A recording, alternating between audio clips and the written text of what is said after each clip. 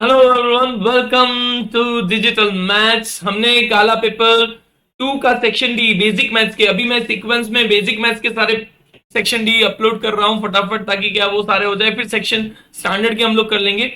Basic के हमने paper 2 का सेक्शन डी अपलोड कर दिया है। ये आज सेक्शन 3 हम लोग अपलोड करने जा रहे हैं। सेक्शन 3 मतलब paper 3 of section D.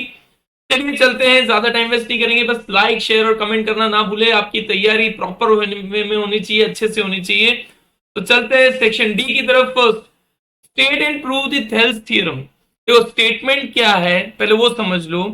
A line parallel to one side of the triangle intersecting the other two sides of the triangle bisects means divide the other two sides in equal ratio या equal proportion.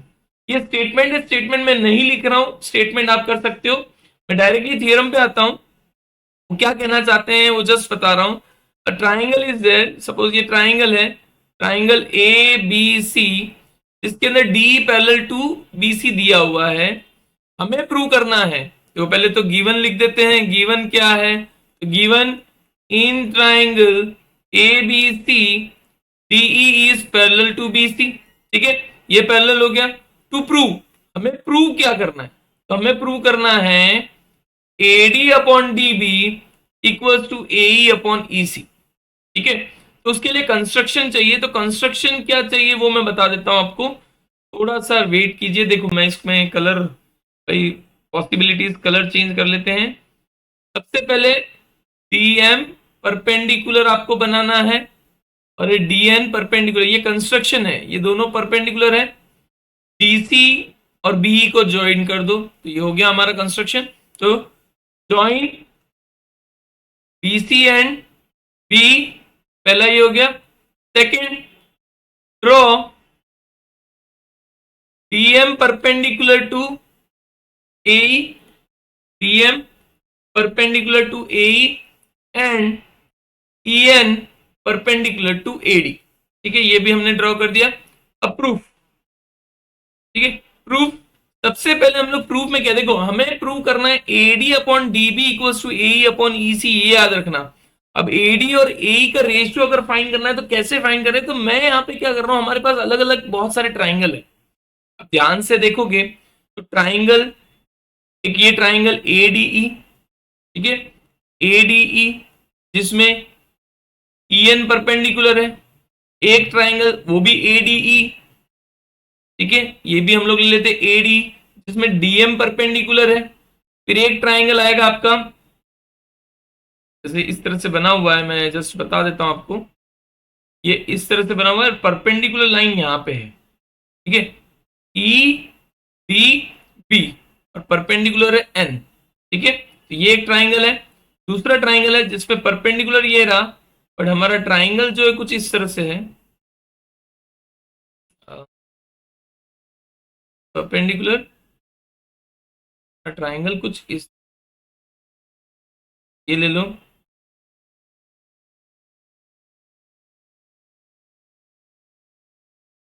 ठीक है, ई सी,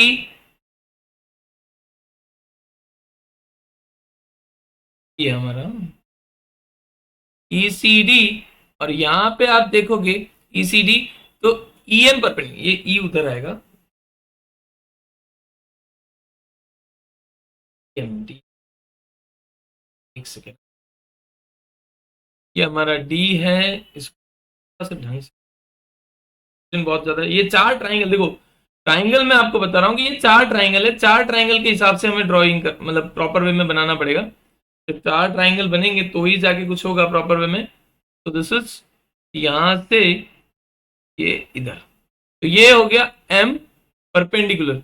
actually DM perpendicular है, बाकी E और C और D, तो तीन चार ट्राइंगल है। चारों ट्राइंगल के एरिया अगर हम लोग लिखें, देखो यहाँ पे ध्यान देना, मैं एरिया लिख रहा हूँ चारों ट्राइंगल के, सेक्शन चेंज हो जाता है। तो area of triangle ADE first equals to half into base, मेरा ADA और हाइट मेरी है EN, परपेंडिकुलर मेरा है EN। ये ले गया इक्वेशन नंबर 1।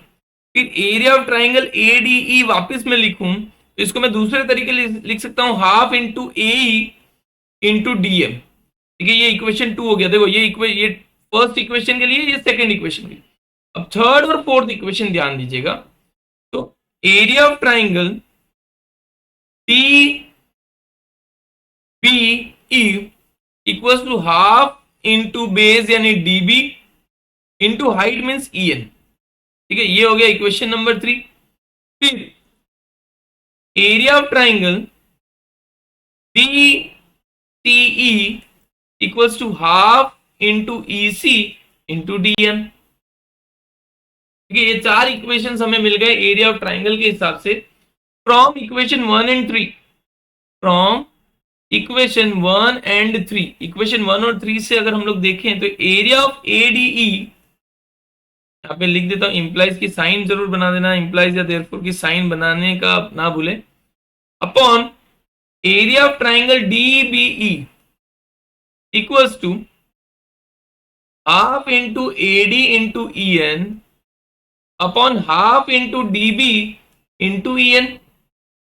तो ये ई एन और एडी एडी कट जाएगा, देखो वो मैं बाद में कट कर देता हूं। अब ये दूसरा यहां पे देखो, फ्रॉम इक्वेशन 2 एंड 4, वो भी same, area of ADE upon area of DB DCE, sorry DB नहीं डीसीई, तो इक्वेशन 4 है, second and 4 equals to half into A into half into A into E N D N upon half into E C into D M. ठीक है, अब यहाँ पे cancellation वाला part है, मैं थोड़ा सा कलर बदल के ताकि आपको इजीली दिखाई दे कि क्या कट किया है। देखो half half cancel, E N cancel, half half cancel, D M cancel, आपका बचा क्या, A D upon D B. तो यहाँ पे क्या बचा, ए अपॉन ई सी। बस कैसे भी करके हमें ये इक्वेशन नंबर 5 ले लो, ये इक्वेशन नंबर 6 ले लो। अब ऊपर देखोगे तो एरिया ऑफ ट्राइंगल एडीई है, यहाँ पे भी एरिया ऑफ ट्राइंगल एडीई है।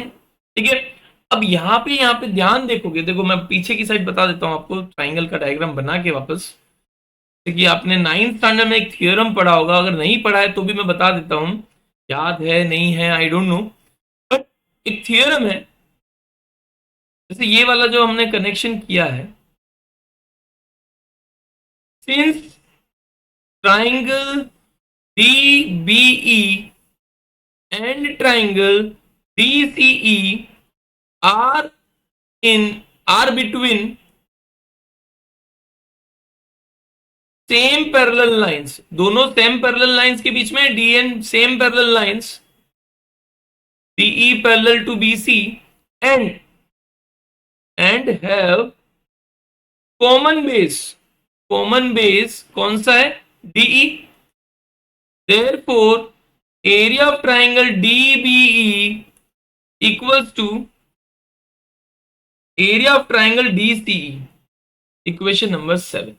भाई दोनों ट्राइंगल का एरिया इक्वल हो गया, तो फ्रॉम इक्वेशन आप डायरेक्टली लिख सकते हैं, from equation 5, 6 and 7, from equation 5, 6 and 7 AD upon DB equals to AE upon EE। हमारा जो स्टेटमेंट हमें प्रूव करना था वो हमने प्रूव कर दिया। समझ में आ रहा है? देखो इक्वेशन 5 क्या था, इक्वेशन 5 था भाई area of AD upon area of DB equals to AD upon DB, और area of AD upon area of DC equals to AE upon EC। तो यहाँ पे ये दोनों तो एरिया इक्वल ही थे, ADB और AD, और नीचे वाले को इक्वल हमने कर दिया थियरम से, हेंस प्रूव। क्लियर है?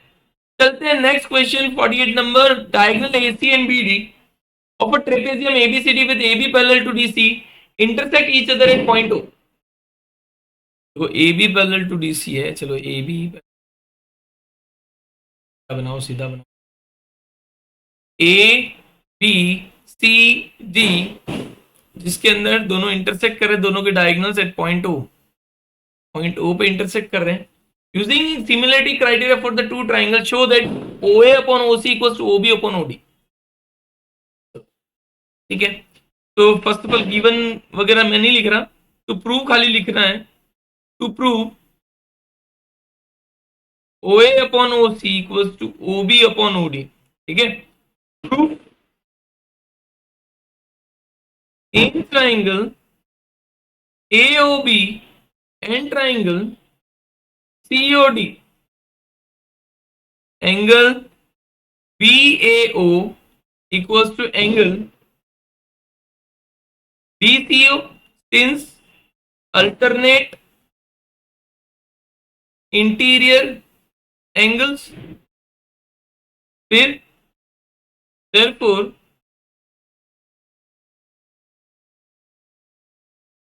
angle AOB equals to angle COD, since vertically opposite angles, ठीक है।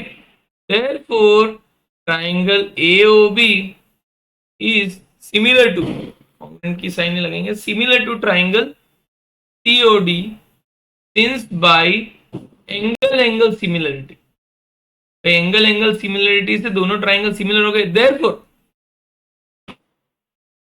को लिख सकते हैं हम लोग OA upon OC equals to OB upon OD, similarity criteria hence proved. ये वाला तो थियरम आपको पता होना चाहिए, थियरम अगर आपको पता है तो सब कुछ इजी है, थियरम आपको पता होना चाहिए। सिर्फ क्लियर समझ में आ गया भाई, एंगल सिमिलरिटी क्राइटेरिया लगा और हमारा theorem prove. Question number 49. A cottage industry produces a certain number of toys in a day. Let number of toys 2x. The cost of production of each toy was found to be cost of each toy equals to 55 minus the number of toys produced in a day. So x minus 55.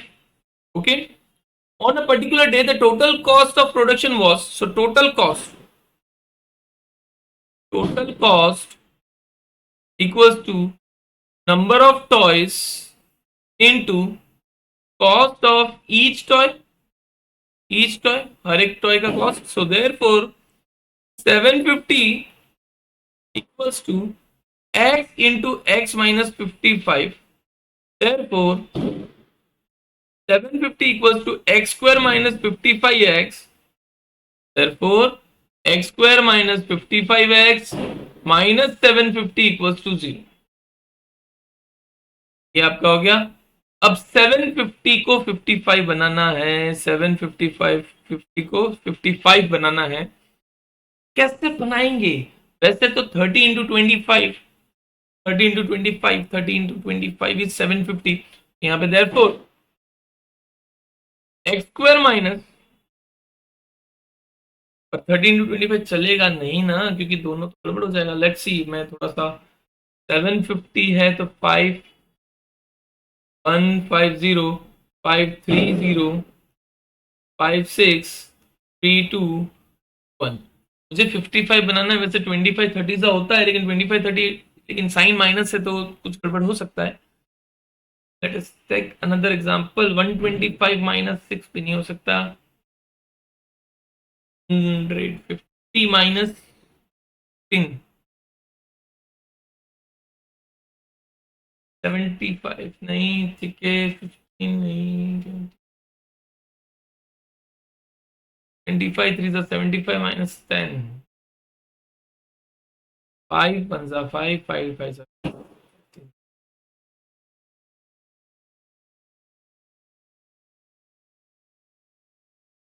6 6 5 30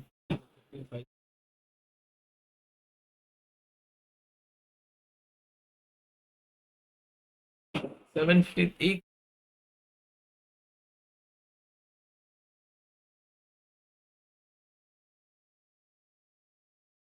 सब कुछ बराबर है, but still चलिए 15 525 2 5 3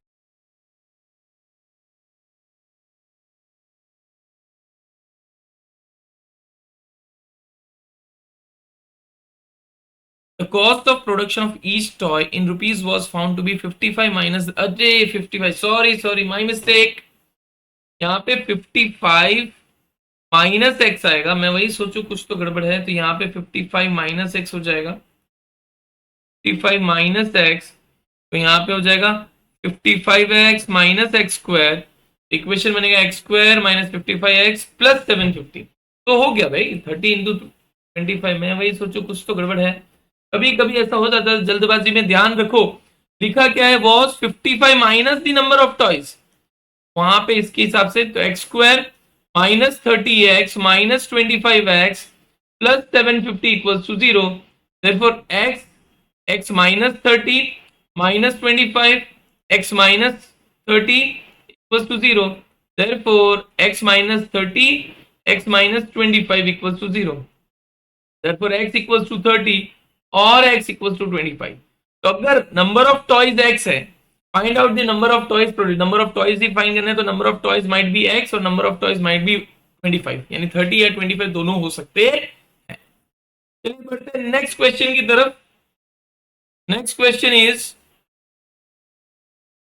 a sum of 700 is to be used to give 7 cash prize to a student। तो यानी SN दिया हुआ है आपको, SN equals to 700, total price जो है 7 है, and each price is 20 rupees less, means D जो है आपका माइनस 20 है।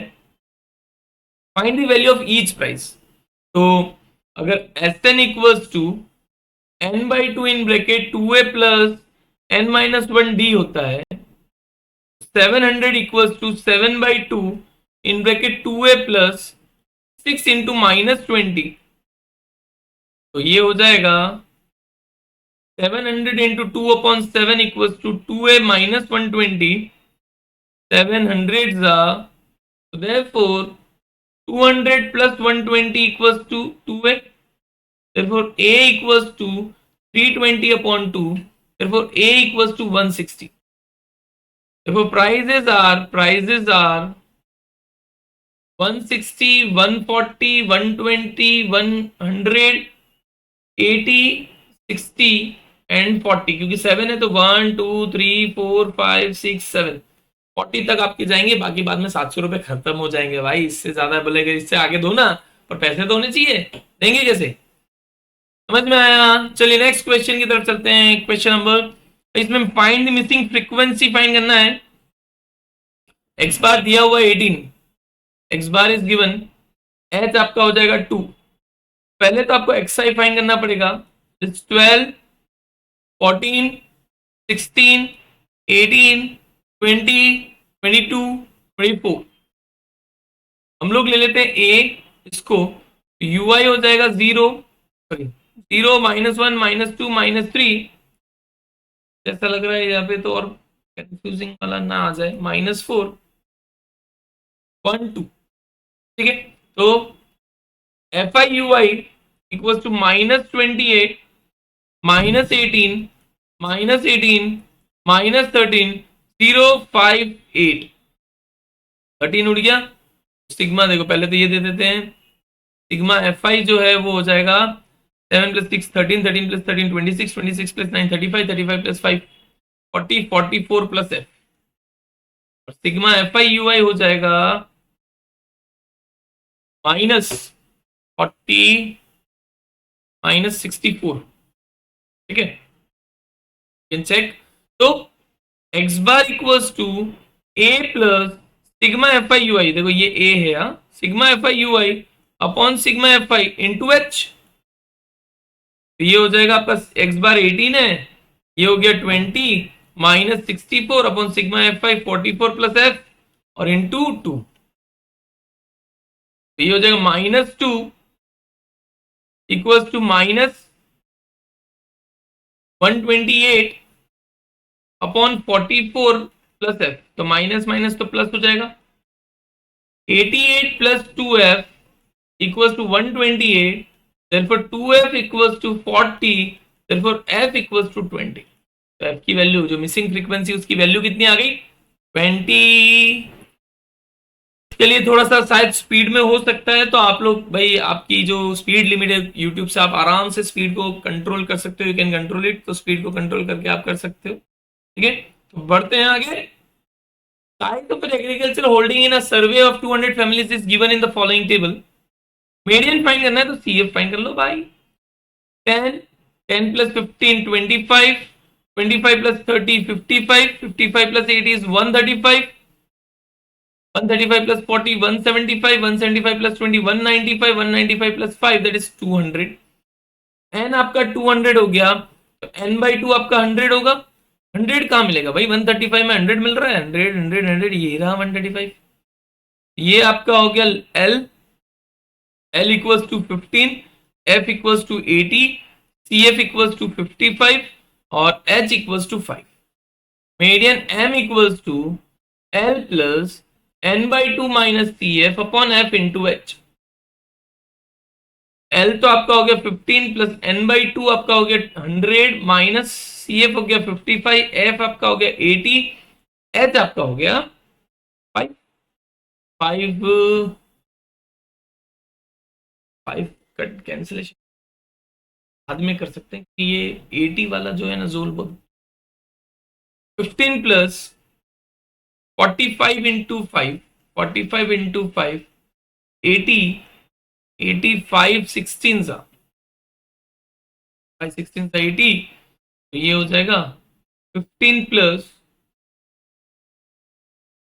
22.5 अपॉन 8, फिर ये हो जाएगा 15 plus 11.25 upon 4, then 15 plus 4 to 8.82। देख लो, डिवीजन करके चेक कर लेना चाहिए। तो 5 सॉरी, ये हो जाएगा 17.8125। तो मीडियन आपका मिल गया 17.8125। चलिए बढ़ते नेक्स्ट क्वेश्चन की तरफ। There are 5 white balls. White ball 5 है, रेड बॉल 7 है, ब्लैक बॉल 4 है एंड ब्लू बॉल 2 है। टोटल आपकी बॉल्स हो गई that is equals to 12 plus 6 18। First probability of either white और ब्लू, व्हाइट और ब्लू मतलब व्हाइट और ब्लू तो हो गए 7, तो 7 अपॉन 18 खत्म। Second probability of either red और ब्लैक, तो रेड और black 7 plus 4 that is 11 upon 18। Probability of not white, भाई व्हाइट नहीं होनी चाहिए बाकी सारी चलेगी, तो 7 plus 4 11 11 13 upon 18। Fourth neither white nor black, white भी नहीं ब्लैक भी नहीं, व्हाइट और ब्लैक निकल गए 9, तो 9 upon 18 that is equals to 1/2। हो गया। So last question of section D of paper number 3। 5 cards, the 10 jack queen king and ace of diamonds well shuffled with their face downward। ठीक है, इतना 5 cards, total cards आपके हो गए 10 है, Jack है, क्वीन है, किंग है और एस है, वो भी डायमंड के, तो टोटल 5 हो गए। First, what is the probability of that the card is queen? Probability of queen equals to 1/5। Second, if the queen is drawn and put aside, तो टी डैश आपका हो गया 4, उसके अंदर A probability of ace, probability of ace हो जाएगा 1/4 and B probability of queen, वो तो बाहर निकाल के रख दी तो 0। भाई क्वीन को तो हमने निकाल के बाहर रख दिया ना, अभी माइनस किया 5 माइनस, इधर ऐसा हो तो इधर लिख देते हैं 5 माइनस 1 दैट इज 4। चली गई भाई क्वीन, तो नाराज होके चली गई यार, क्या कर सकते, आंसर 0 ही आना चाहिए। तो थैंक यू फॉर वॉचिंग। आपका पेपर नंबर 3 का सेक्शन डी बेसिक मैथ्स का हमने सॉल्व कर दिया है। पेपर नंबर 4 5 6 कोशिश करेंगे जल्द से जल्द आपको दे दे, फिर सिर्फ स्टैंडर्ड के बचेंगे पेपर 2 3 4 5 6, तो धीमे धीमे एक एक करके आपके सामने आ रहे हैं। होप आप लोग ने तैयारी करना स्टार्ट कर दिया होगा, बहुत सारे जनों के स्कूल्स में गाला पेपर सॉल्यूशंस के एग्जाम्स हैं, सब कुछ है, सभी को शेयर कीजिए, लाइक शेयर और कमेंट करना ना भूले। Bye everyone, take care.